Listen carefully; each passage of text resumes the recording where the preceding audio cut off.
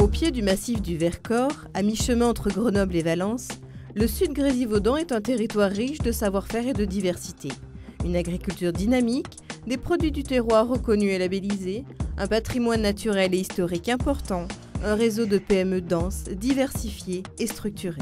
Autant d'atouts pour un territoire varié qu'il s'agit aujourd'hui de défendre et de valoriser. Telle est l'ambition que s'est fixée le Pays du Sud Grésivaudan, créé en 2006, à l'initiative de 3 intercommunalités, avec le soutien de la région Rhône-Alpes, du Conseil général de l'Isère et de l'État. Fédérant les communautés de communes du pays de Saint-Marcellin, de Vinay et de la Bourne à l'Isère, le Pays du Sud Grésivaudan compte 43 communes et constitue sur 525 km² un bassin de vie de près de 40 000 habitants. L'objectif du pays ? Valoriser les ressources du Sud Grésivaudan, faciliter la mise en réseau des différents acteurs et créer du lien pour faire émerger un vrai projet de territoire. Un territoire dynamique, impliqué et innovant. Mais au-delà des discours, rien ne vaut quelques témoignages pour présenter le Pays du Sud Grésivaudan et le CDPRA, le contrat de développement de Pays Rhône-Alpes que le syndicat mixte Pays du Sud Grésivaudan anime et coordonne depuis 3 ans.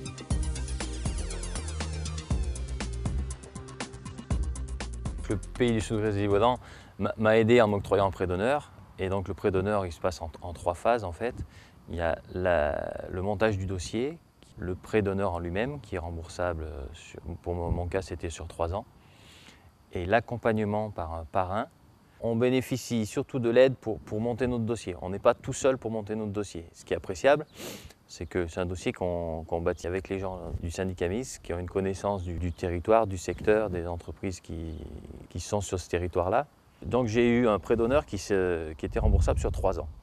Et à l'issue de ces 3 ans, je suis allé voir les gens de la plateforme d'initiative en leur demandant ce que je pouvais apporter moi à mon niveau. Et c'est là qu'on m'a proposé d'intégrer le comité d'agrément. Sur un territoire qui n'est pas immense, le fait d'avoir une plateforme d'initiative, ça crée un réseau. Le gros avantage avec la ISG, c'est qu'on est plus de 30 entreprises. Donc le volume est beaucoup plus important, ce qui permet de bénéficier de conditions plus intéressantes.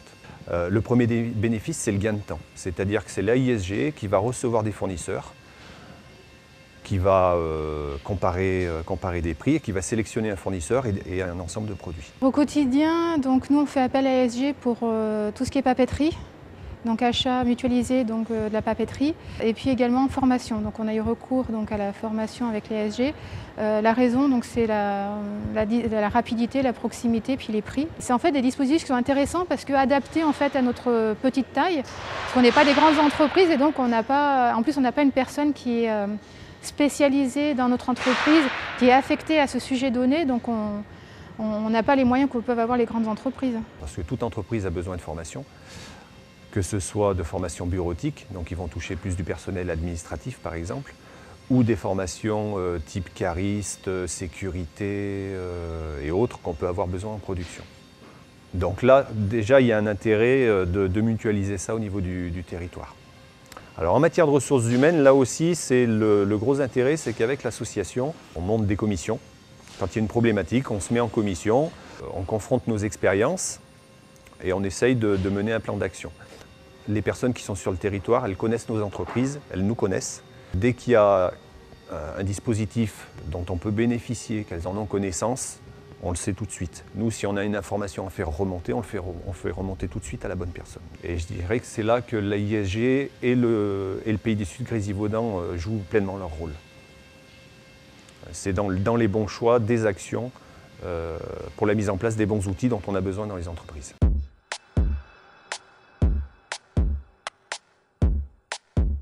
Ce qui nous a motivés au départ, c'est qu'on vendait à la ferme nos fromages depuis 2002 et que certains de nos clients venaient nous voir plus ou moins régulièrement en nous expliquant qu'ils n'avaient pas forcément le temps de venir monter chez nous pour trouver que du fromage et donc étaient intéressés pour avoir plusieurs produits, etc.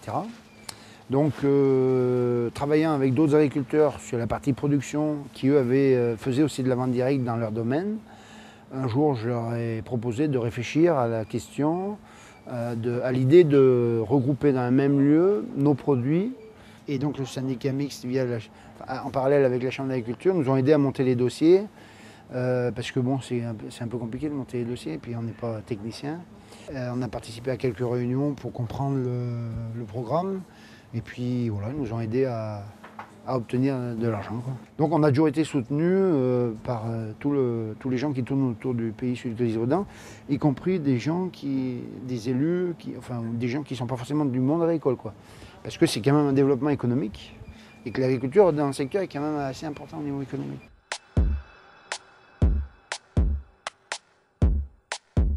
On a frappé à la porte de l'office de tourisme, qui nous a tout de suite dit « mais il faut rencontrer les gens du Sud-Grésivaudan ». Donc on nous a donné les coordonnées, on a téléphoné et ils sont venus voir très vite.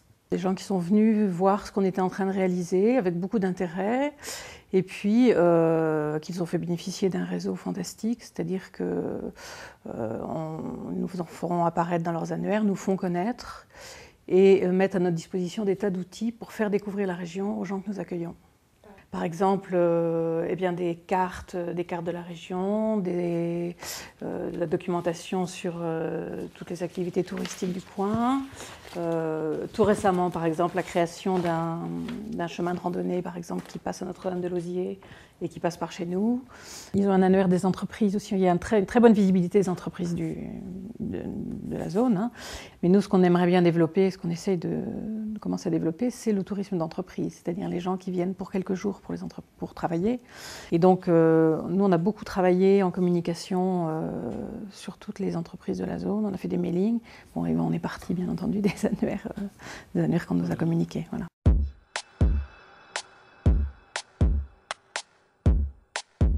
En arrivant sur Saint-Marcellin, moi j'ai trouvé qu'il y avait vraiment une dynamique entre le territoire industriel et commercial, et le lycée. Donc c'était quelque chose que j'ai continué moi à développer. On cherche à être très près des commerces et des industries locales et de pouvoir faire des formations, mettre en place des formations qui collent aux besoins du territoire. On rencontre les élus et on a beaucoup de réunions avec eux. On rencontre les professionnels du coin. Et donc, après avoir analysé les besoins, on a des rencontres fréquentes avec le rectorat pour voir comment mettre en place un certain nombre de formations. Et donc, à tous les niveaux, depuis le CAP jusqu'au BTS, on essaye d'avoir des structures qui collent aux besoins des entreprises. Donc, c'est une collaboration continue entre eux et nous. Hein, on voit qu'on est dans le même monde, hein, même si on n'est pas au même moment de la vie. C'est un moyen de mettre en place des projets locaux. Et donc de pouvoir en faire partie, ça donne un poids supplémentaire sur des projets que nous, on peut avoir, des projets pédagogiques que nous, on peut avoir aussi. Hein, de faire partie d'une structure qui est importante et valorisant d'une part, et puis permet d'obtenir des moyens complémentaires.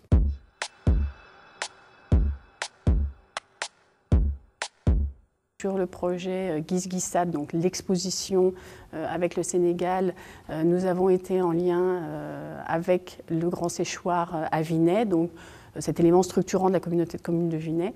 Donc une exposition sur le Sénégal en partenariat avec une commissaire sénégalaise et un partenariat sur le territoire entre deux structures. Donc vous voyez comme ça cette espèce de mise en réseau, de rhizome comme ça, permis par ce projet-là, grâce à une coordination. L'exposition n'aurait jamais pu avoir lieu avec le budget de la halle, ne serait-ce que sur le transport.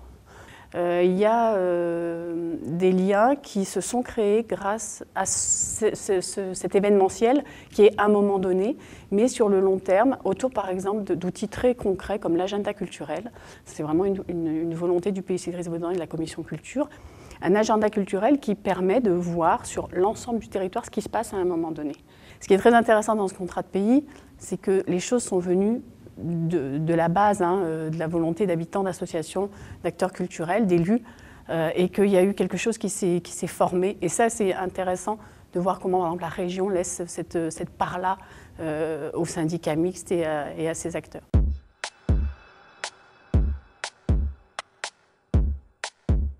En fait, on a été invité à une réunion pour la commission TIC Et on nous a demandé si on avait éventuellement des projets qui pouvaient rentrer dans le cadre de cette commission. Et du coup, on a tout de suite eu cette idée effectivement de catalogue en ligne. Et puis, donc, le Pays Sud Grésivaudan a suivi cette idée, l'a validée et ensuite nous a accompagnés dans ce projet. Ça a permis très rapidement de mettre en place le catalogue et d'avoir des résultats plutôt encourageants dans le prêt de livres, puisque les gens peuvent réserver, emprunter les ouvrages, les avoir à leur disposition dans leur bibliothèque, donc sans avoir à se déplacer. Alors, le premier rôle, ça a été de nous réunir, ça c'est clair, et de nous réunir alors qu'on ne s'était jamais réunis tout ensemble et qu'on n'avait jamais travaillé ensemble. Et puis, je pense que le rôle, ça a été un rôle logistique, forcément, mais aussi technique et évidemment financier, montage de dossiers, apport financier pour que le projet se réalise, parce que forcément, il y avait un coût au niveau informatique, notamment. Et donc, on constate qu'il y a, par exemple, eu en mars 2009, plus de 200 prêts de livres, de transactions entre bibliothèques. Et c'est très encourageant parce que ça augmente de mois en mois depuis janvier 2008. On avait ressenti, et on en avait fait un axe de nos propositions, du besoin d'outils de communication, d'information, d'échange au niveau de la commune. Puisqu'un site internet existait, mais qu'il était un petit peu en sommeil, l'idée de le faire vivre. C'est le Pays Sud Grésivaudan qui offre l'hébergement du site. C'est grâce au Pays du Sud Grésivaudan qu'il y a pu y avoir une formation, à la fois donc d'élus dont je faisais partie, et puis de responsables d'associations.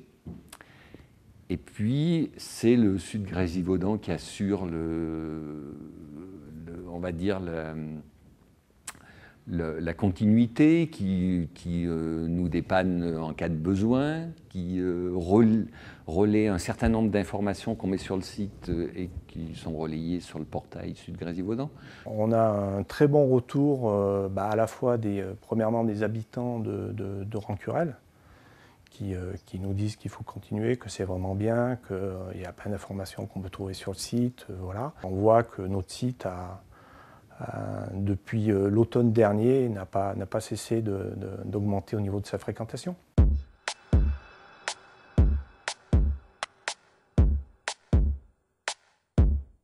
Le Conseil local de développement a un avis principalement consultatif.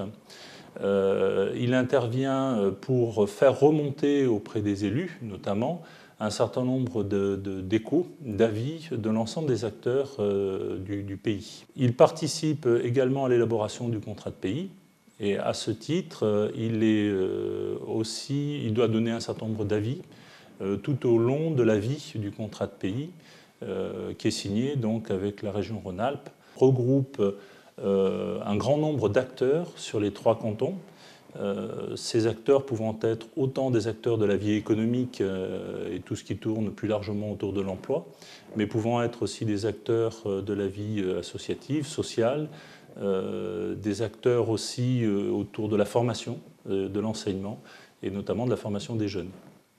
Donc ils ne sont pas élus, ils ne sont pas nommés, c'est simplement des acteurs qui ont été intéressés par le sujet, qui ont besoin de travailler de façon maillée sur un territoire qui soit plus large que celui de la commune, qui soit plus large que celui du canton, mais qui embrasse un bassin d'emploi qui ressemble plus à leur réalité économique. On est resté tout au long de ces 3 années dans l'esprit du contrat de pays, ce qui nous a permis de bénéficier de soutien notamment financier de la région Rhône-Alpes, qui est le plus gros financeur, ainsi que du Conseil général.